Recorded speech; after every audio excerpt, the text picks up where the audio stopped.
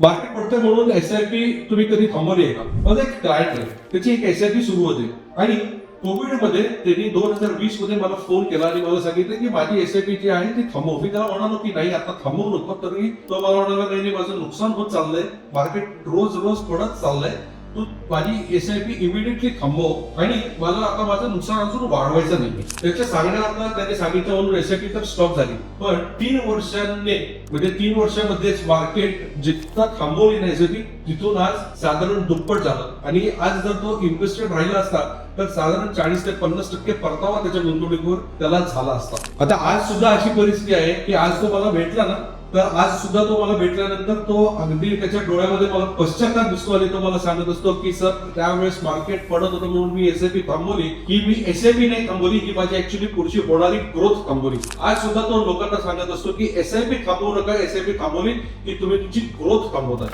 तुम्हाला सुद्धा जर अशा भावनेपासून वाचायचं असेल आणि पुढे पश्चाताप अवॉइड करायचं असेल किंवा स्वतःची गुंतवणूक चालू करायची असेल तर दिलेल्या नंबरवर तुम्ही संपर्क साधा किंवा या रीलला एसआयपी म्हणून कमेंट करा. मी किंवा माझी टीम तुमच्याशी संपर्क साधू.